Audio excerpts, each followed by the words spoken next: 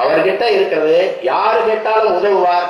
ஆனால் உண்மையிலேயே அந்த உதவி அவருக்கு போய் சேர்ந்தா என்பதுல கவனமா இருப்பார். அதனால நான் பார்த்த வரைக்கும் 7 வள்ளல்கள் தமிழ் மன்னர்களில் நமது பாட்டனைகளில் இருந்திருக்கிறாங்க. எனது அன்பு தலைவன் என் அண்ணன் சத்யராஜோட சேர்த்து 8 வள்ளல்கள் இந்த இனத்தில் இருக்கிறதா தான் நான் பார்ப்பேன். சல்மான் கானை பற்றி சொல்லுவாங்க, வாங்குற சம்பளத்துல பாதிக்கு மேல மற்றவர்களுக்கு உதவி வருவார் என்று சொல்லுவாங்க. அதே மாதிரிதான் என்னுடைய அண்ணன் சத்யராஜ் அவர்களை நான் பார்க்கிறேன். அவர் மொத்தமா வாங்குற சம்பளத்துல சரிபாதி கொடுக்கிறாரோ இல்லையோ, இல்லையே உதவின்னு கேட்ட எவருக்கும் அவர் இதுவரை மறுத்து நான் பார்த்ததில்லை. அப்படிப்பட்ட ஒரு குணம் படைத்த அதை யாருமே வெளியில சொல்றதில்லை. அவர் சிறந்த நடிகர் அதான் சொல்லுவார். அவர் 2வது மிகச்சிறந்த உணர்வுள்ள தமிழன். இன்னைக்கு உலக நாடுகள் எல்லாம் இந்த படத்திற்கு அவ்வளவு பெரிய எதிர்பார்ப்பு. என்னை சந்தித்த ஒவ்வொருவரும் அமைதிப்படை எப்ப, ஈழம் எப்ப கிடைக்கும் அது வேற, ஆனால் அமைதிப்படை எப்ப வெளியாகும் என்கிற ஆர்வத்துல என்னிடத்துல கேட்டாங்க. அப்ப அதிகமாக அந்த மக்கள் திரைக்கலைஞர்களில் விசாரித்த 2 பெரும் கலைஞர்கள், ஒன்று என் அப்பா மணிவண்ணன், இன்னொருவர் எனது அன்பு அண்ணன் சத்யராஜ் அவர்கள். 2 பேரையும் அதீதமாக பற்று வைத்து உலக தமிழ் பேரினம் அவர்களை நேசிக்கிறது. காரணம், எங்கெங்கு தமிழ் சமூகம் தாழ்ந்து வீழுதோ, எங்கெங்கு அந்த தமிழ் சமூகத்துக்கு சிக்கல் வருதோ, அப்பவெல்லாம் அவர்கள் களத்திலே துணிந்து நின்று போராடியதுதான் அதற்கு காரணம். அப்ப அந்த வழியில நீங்க இதுவரை எனக்கு அரசியலுக்கு சம்பந்தம் இல்லைன்னு நீங்க எப்படி சொல்லுவீங்க? காவிரி நதிநீர் உரிமைக்காக நீங்க பேசிய பேச்சை நமது தலைவர் பிரபாகரன் அவர்களே பாராட்டியிருக்காங்க. அவ்வளவு அருமையா நீங்க பேசுனீங்க என்று சொன்னாங்க. அந்த பேச்சு தான் அரசியல். நீங்க அரசியல் என்பது ஏதோ தனியா ஒண்ணு இருக்குன்னு நினைச்சுக்கிட்டு இருக்கீங்க. எனக்கு தண்ணி விடு என்று கேட்பதே அரசியல். நீங்க ஒண்ணு தெரிஞ்சுக்கிறீங்க, தேசப்பிதா காந்தி சொல்கிறார், அரசியல் என்ற எண்ணம் இல்லாத ஒருவன் மனிதனாகவே இருக்க முடியாது என்று காந்தி சொல்றார். அதே மாதிரி புரட்சியாளர் லெனின் சொல்றார், ஒவ்வொரு மனிதனின் ஒவ்வொரு வார்த்தையிலும் அரசியல் பிறக்கிறது என்று சொல்றார்.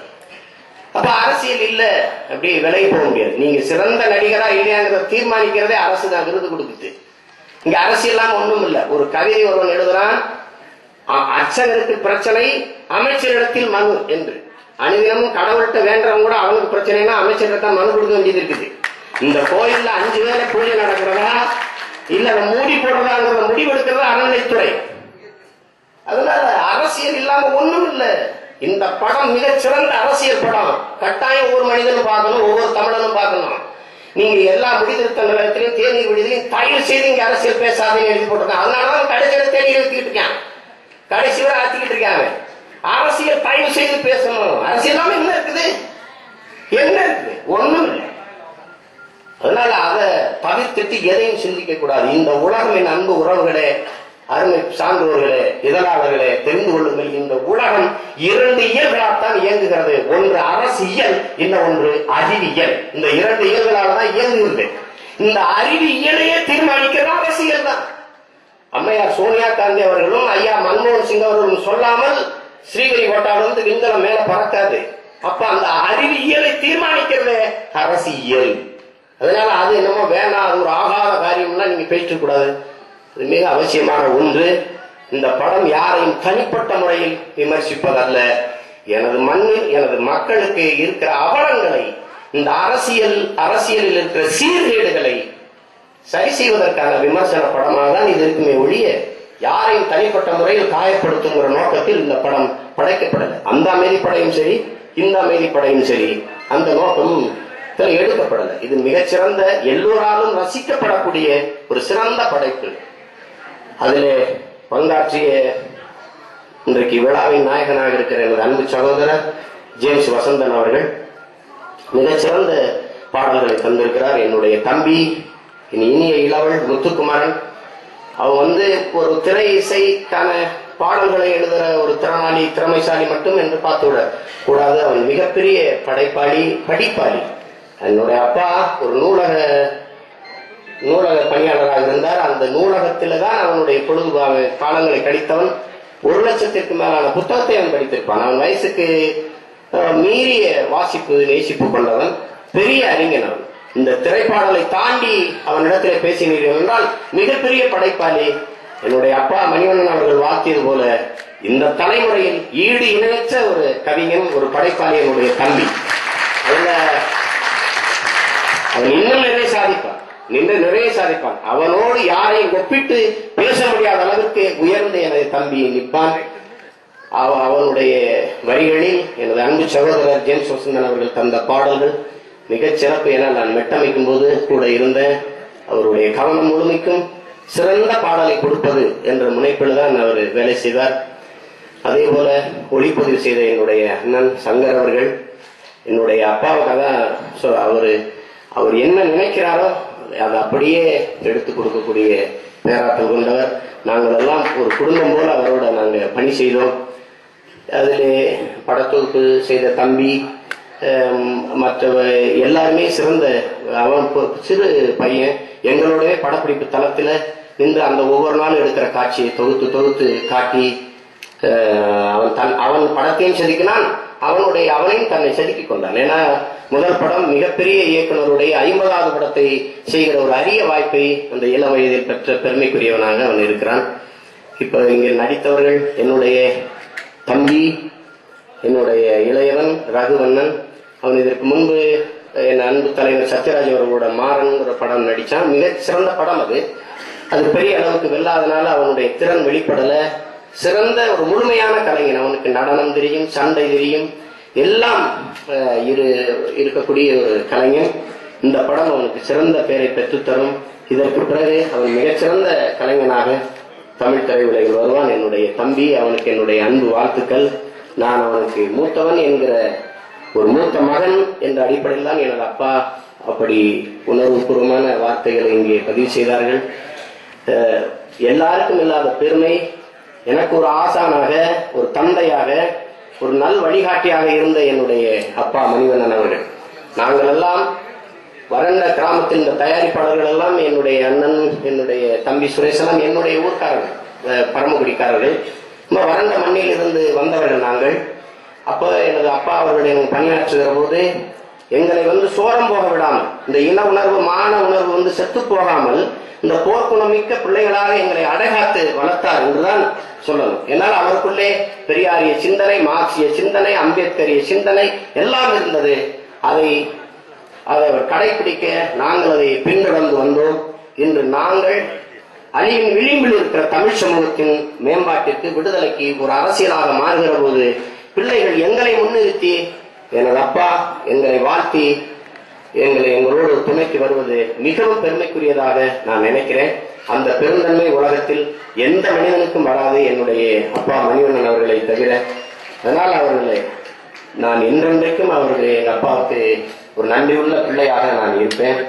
இங்கே இந்த நிகழ்வில் பங்கேற்க வந்த என்னுடைய நண்பன் சுந்தர்சிக்கு நான் நன்றி சொல்லணும். இங்கே செல்வபாரதி, ராசுமாரெல்லாம் வந்திருக்கணும். ஏன்னா அந்த அமைதிப்படையில் நாங்கள்லாம் வேலை செஞ்சோம். அதில் முதல்ல எங்க அப்பா கிட்ட இருந்து யாராவது ஒரு ஆள் வரல, நடிகர் வரலன்னா நாங்களே நடிச்சிருவோம்.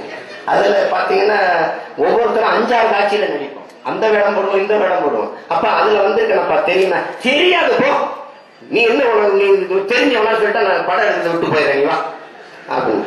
நான் இன்னும் பெரிய அதிகமா திட்டு வாங்குறது நான் தான். அதாவது ரொம்ப நேர்த்தியா பாக்குறேன்ட்டு தாழ்த்தப்பட்ட மக்கள் ஒரு 100 பேர் வச்சிருப்போம், உயர்ந்த சாதிக்காரர்கள் 100 பேர் வச்சிருப்போம். 2 பேரையும் மோத விடுவோம். நல்லா அப்படி எடுத்து மோதிக்கிட்டு இருப்பாங்க. அப்புறம் திடீர்னு இந்த பக்கம் எங்கடா என்ன 50 பேர் அப்பா எங்க சாப்பிட விட்டாங்கப்பா, சரி இவங்க தூக்கி அங்கிட்டு அடிக்க விடா. அப்ப தெரியுங்களப்பா, இவன் தெரியாதுப்பா. ஏப்பா இவன் தெரியும், சத்யராஜ் இருக்குப்பா, அப்புறம் நான் இருக்குப்பா நடிக்கிறேன், அப்புறம் கதை இருக்கு, வசனம் இருக்கு, இதை மூஞ்சி எல்லாம் தெரிய போப்பா அடிக்க விடுப்பா. நான் பார்த்து படம் பதிச்சிருக்கேன். ஒரு பேருக்கு அது தெரியல, மாறி மாறி அடிச்சுட்டு இருக்கான் ஒரே ஆளு. படத்துல அதெல்லாம் தெரியல. எங்களுக்கு திரைப்படத்தின் மொழியை மிக எளிமையாக்கிய என்னுடைய அப்பா மணிவண்ணன் அவர்கள். இதுதான் இவ்வளவுதான், இது ஒரு பெரிய வித்தை இல்லை என்று எங்களுக்கு அதை எளிமையாக்கியவர். அந்த அற்புதமான ஒரு படைப்பாளி, ஒரு மேதையோடு நாங்கள்லாம் பயணிக்கிற, வாழுகிற ஒரு வாய்ப்பை பெற்றமை மிகவும் பெருமைக்குரியதான் நான் நினைக்கிறேன். இங்கே தயாரிப்பாளராக இருக்கிற என்னுடைய தம்பி சுரேஷ் காமாட்சி, என்னுடைய அண்ணன் ரவிச்சந்திரன், எங்க அப்பா 50வது படம் இயக்கணும். ஏன்னா 49 படம் முடிஞ்சிருச்சு. ஒரு 50வது படம் பெருமைக்குரிய ஒரு படமா இயக்கணும்னு முடிவு பண்ண போது அப்ப தம்பி சிவகுமார் அவங்ககிட்ட சொன்னேன், தம்பி சுரேஷ் அழைச்சிட்டு வந்தாரு. நீ அப்பாவுடைய 50வது படத்தை நானே தயாரிக்கிறேன்னு, அதை விட எனக்கு என்ன பெருமை இருக்குது என்று ஒரு பெருமைக்குரிய வாய்ப்பாகத்தான் இந்த படத்தை தயாரித்திருக்கிறார். நிச்சயமாக இது வெற்றி படமாக அமைந்து அவருக்கு லாபகரமான படமாக இருக்கும், அதுல எந்த மாற்றும் இல்லை.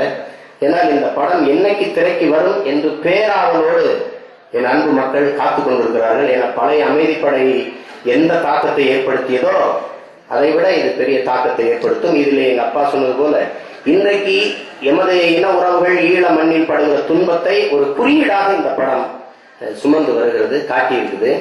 அதுல நாங்கள் எல்லாம் அந்த படத்தில் பங்கேற்கிற வாய்ப்பை பெற்றமை மிகவும் பெருமைக்குரியதான் நான் நினைக்கிறேன். எங்க அப்பா அவருடைய இயக்கத்துல இது 50வது படம். எங்க அப்பாவுக்கு இன்னும் 50 படங்களை எங்க அப்பா இயக்க வேண்டும். அதெல்லாம் நாங்கள் அவருக்கு உதவி இயக்குநராக இருந்து நாங்கள் பணி செய்வோம். அந்த வாய்ப்பை தான் எனது நண்பன் சுந்தர்சி கேட்கிறார், நீங்க அடுத்த முறை அமைதிப்படை 3வது பாகத்தை இயக்கும் போது நான் பணி செய்கிறேன் என்று. மற்றபடி இங்கே வந்திருக்கு வாழ்த்திய எல்லாருக்கும் இந்த படத்தை ஒரு இவ்வளவு குறுகிய காலத்தில் தயாரித்து திரைக்கு கொண்டு வருகிற எனது அன்பு தம்பி, என் அண்ணன் ரவிச்சந்திரன், என் தம்பி சுரேஷ் அவர்களுக்கு என்னுடைய பாராட்டுக்கள். இங்கே பாராட்டு பெற்ற ஐயா ஹரிதாஸ் படத்தை தயாரித்த ஐயா ராமதாஸ் அவர்களுக்கும், இன்று பிறந்த நாள் காணுகிற எங்கள் இனிய தம்பி சுசீந்திரன் அவர்களுக்கும் என்னுடைய வாழ்த்துக்கள். இங்கே இவ்வளவு நேரம் இந்த நிகழ்வை பொறுமையோடு நீங்க பார்த்து கேட்டுக்கொண்டிருக்கிற என் அன்பு உறவுகள் உங்கள் அனைவருக்கும் எனது அன்பான வணக்கமும் நன்றியும். உங்கள் இன்னொரு நிகழ்வில் இந்த படத்தினுடைய 100வது நாள் விழாவில் நாம் மீண்டும் இணைவோம். நன்றி, வணக்கம்.